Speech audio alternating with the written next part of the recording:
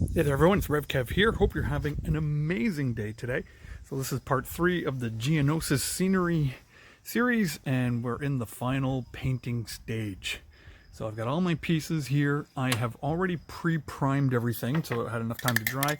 I just used the regular kind of Price primer, nothing overly special about this. It's just what I had in the house just to kind of cover up the wood pieces so the paint would adhere well to it and cover up, you know, where the big chunks of pink foam were still visible.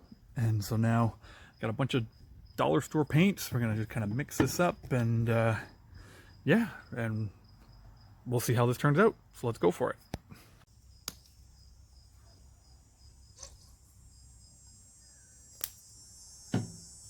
So just to give a nice Geonosis kind of color, we're gonna start with the brown, mix in a little bit of red, and just for the base colors, just a little drop of white in here. And we'll get some water on the brush to water this down a tad so that it goes on really well. And this is just a base undercoat. There's going to be a lot of highlighting throughout this project, so if you're not happy with how the color looks in the first pass, don't worry about it because it is going to change.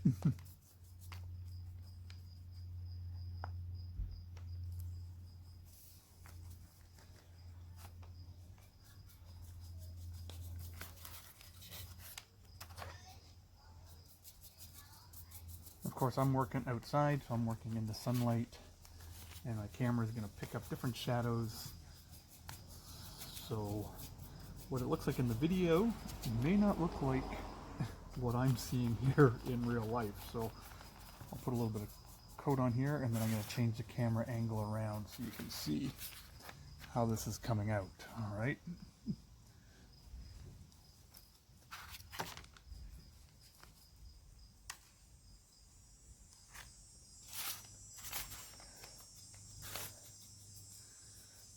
And again, the beauty of this project is because it's just rocky surfaces, it doesn't have to be perfect. If your color isn't quite uniform, that's okay. That'll actually help it look a little bit more natural if it doesn't look perfect.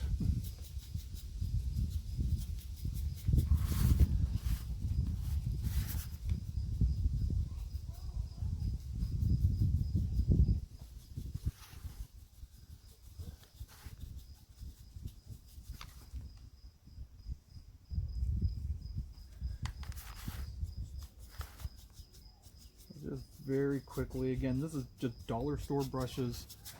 You know, I think it was $3 for like 6 brushes or something crazy like that. 50 cents a piece.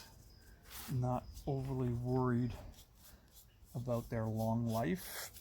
In fact, a good size brush like this is good for dry brushing projects like this later on. So I always keep all my old yucky brushes because an old yucky brush may not be good for what it was originally designed for, but there's always a use for it later on in life. So I don't throw anything away. I keep them all, you know, baggy downstairs in my hobby nook.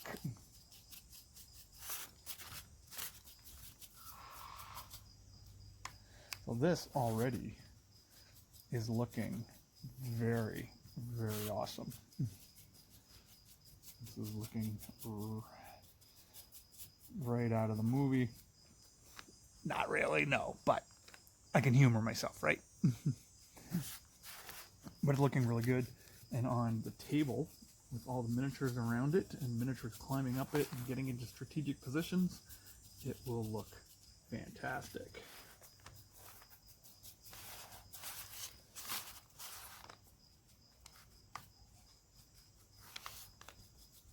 So here, let's change the camera angle around so you can have a better look at how this color is turning out already just for the first coat.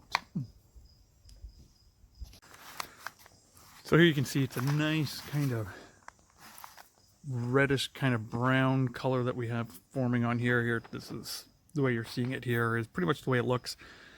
I'm going to get into kind of all the nooks and crannies with a darker color to shade it, and then I'm going to dry brush it to kind of make all these little details really pop. So I'm just going to quickly take my paint all these guys up, and then we'll hit the next coat.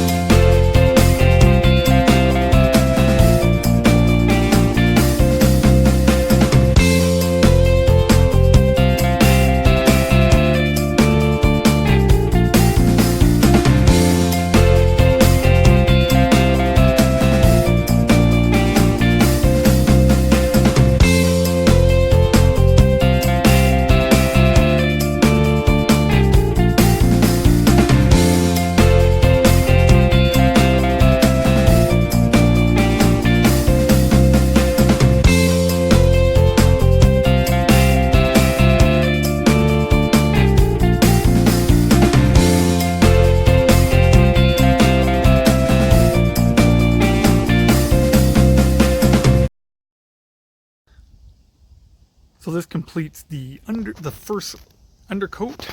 Again, the mix of the so we had some cinnamon brown and the deep red kind of mixed together with a little drop of white in there to kind of lighten it up. I put it on really thick, really watered down to get into all the nooks and crannies and all the holes. And as you can see, this already looks really good. You could leave it just like this. And this would look absolutely fantastic on any gaming table. But I'm going to put a little bit more work into this. I'm going to do some shading. We're going to kind of shade in the recessed areas, and we're going to highlight the raised areas to really make these things pop and look good. But because I put the paint on so thick, I'm going to have to give this a couple of hours to dry. So I'll let this dry, and then we'll begin some details.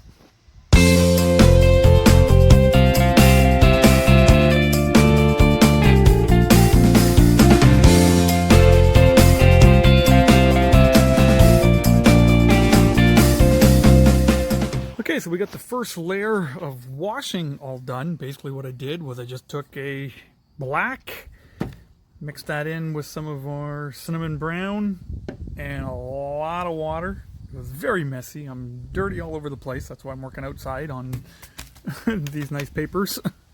And basically just filled in all the gaps. Anywhere where I want some shadow to be happening and all kind of the under the rocks, kind of in the cracks, in the Geonosis windows, and the air vents, or whatever those thingies are, underneath the overhangs.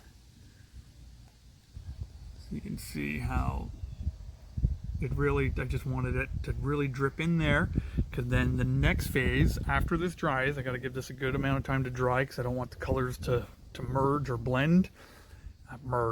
Blend. Drip, whatever. I'm not an artist. I'm making this stuff up as I go. So